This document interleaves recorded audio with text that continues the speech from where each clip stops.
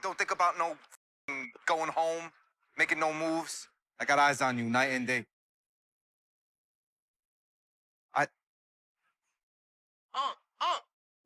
The return of D-Mac is something which I think we all know is inevitable. He's someone who grew up in the streets and there is no way he'll be staying out of Great Shaw's Youth Academy for the long term.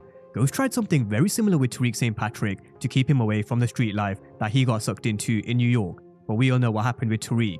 So I think it's only a matter of time before we see the same for D-Mac. His destiny has and always will be the street life, which I do think Tommy will have to reluctantly accept sooner or later. Now this video actually stems from something that was teased in the behind the scenes video from Starz prior to season 2. There's a particular scene we haven't seen yet with D-Mac being pinned up against the wall by Diamond, and I can only assume that this is either in episodes 9 or 10. So in this video, we're going to be running through the development of D-Mac's character, his relationships with Tommy, JP and Kate, but what trouble he could cause by returning to Chicago in Power Book 4 Force Season 2. Now let's just take it back to season 1 for a moment, when we were introduced to D-Mac. He was someone who lit up his father's bar and someone who was deeply involved in the street game, running for Jannard, who was the leader of the CBI before Diamond took back the reins. He had an extremely complex upbringing, being raised by his mother who kept him away from his father after he came out. So we as the audience along with D-Mac knew this was JP's son and Tommy's nephew, but it was still a mystery to the characters. Now on a side note, there have been a few conversations where D-Mac's mother has been mentioned once or twice, but we haven't been given a name, seen a picture or know too much about her. I don't think she's even been confirmed dead either. So with this being power and to further D-Mac's development as a character as the series progresses, I really wouldn't be surprised if we see her being introduced maybe in season 3 or beyond. His mother can be used to really give him a few more layers as a character, and we've seen how Power have used this to great effect in raising Kanan. And I do have a theory on how they could bring in his mother later on, which I will touch base on later on in this video. When I was a kid, I ain't really started reading until I was like 6. And all the teachers at school thought I was stupid. But the fact is, I was never fucking stupid. I just had all of this math going on in my head. Now as season 1 progressed, we began to learn how D-Mac was someone who had a lot more talent than we expected. He was extremely smart. He could do crazy things in his mind with numbers, because sometimes that's just how it is for kids. Some are great with literature but weak at math. Some are great with more physical aspects but lack in other areas. But just because you lack in another area, it doesn't mean you're stupid. Everybody has a craft and a talent, you just have to find it. Now for D-Mac, that was math. He had all these numbers swirling in his mind, and at this moment in time, Tommy thought he could put D-Mac to good use. But the game-changing moment came when Tommy found out D-Mac was JP's son and his nephew. Hey, but I'm from the streets, man. Fuck else am I supposed to be doing? Anything else. Going forward, the game had completely changed for Tommy. He had an instant attachment to D-Mac, especially because we know how much love Tommy has for family, but also because he probably felt this was his chance to do right by his family in Chicago. He tried to make things work back in New York with the St. Patricks and Tariq, but unfortunately, Tariq just defied him and Ghost, and it was an impossible task to try and keep him on the straight and narrow. Now the key difference between him and D-Mac is, Tariq grew up in a penthouse suite in Tribeca, away from the dangers of the street life that Tommy and Ghost grew up in, and also what D-Mac grew up in. He was given all these opportunities but squandered every single one, because he wanted to be a drug dealer, although there was a lot of manipulation at play from Kane and Stark. Now for D-Mac, it doesn't seem like he got the same opportunities like Tariq did at school, but the fact is, he's someone who grew up in the streets and it was always going to be difficult to keep him away. If the teachers gave him an opportunity to tap into his craft, then who knows, maybe he could have gone down a different path or maybe not. We all saw what Kanan did in raising Kanan by throwing his entrance exam to the top level school. So there are a lot of what ifs and different scenarios we could tap into, and I will get to one of them later on.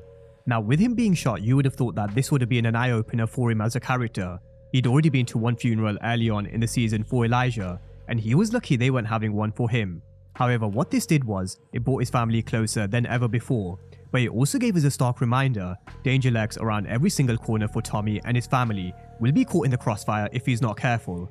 This is one of the themes that they have begun to explore in season 2, this constant back and forth between the game and family. Tommy's caught in between two worlds, and D-Mac, he's at the center of it all. Now at the end of season 1, he met his grandmother that he never knew existed, and so we began to see a new family take place in Chicago in the form of Tommy, JP, Kate, and D-Mac. But despite all the smiles and the togetherness, there was still a lot of unanswered questions and difficult conversations that needed to be had.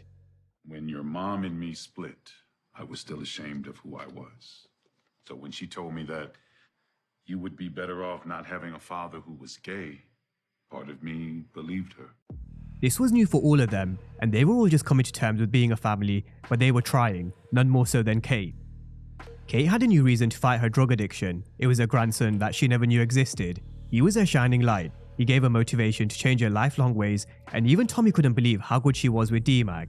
Unfortunately, D-Mac couldn't keep himself away from the street game. He stole the gun that Tommy gave to JP, and very reminiscent to Tariq's first kill in Power, D-Mac's first kill was also a dirty cop. Although I do think it has to be said, D-Mac did what he had to do in that situation. Tommy and Diamond didn't get through to Seamus, and in my opinion, D-Mac did the right thing. He saved both his Uncle Tommy and Diamond. Now, although D-Mac saved both Tommy and Diamond, what this did was set up a chain reaction with him being sent to a youth academy, because it was quite clear he wasn't listening to the strict orders given to him by his Uncle Tommy and JP.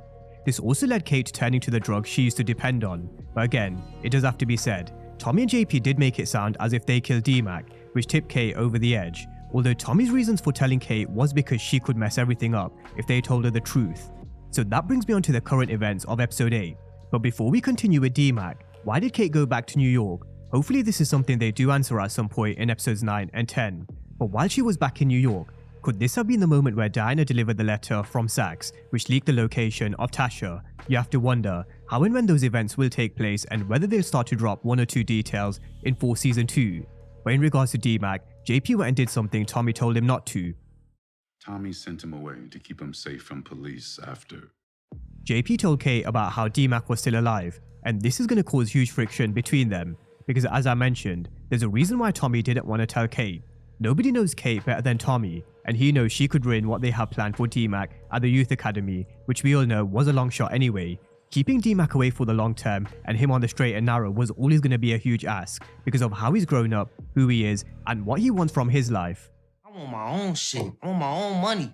Real money. I want my old life back. Circling back around to the beginning of this video, we all know D-Mac's return is inevitable at some stage.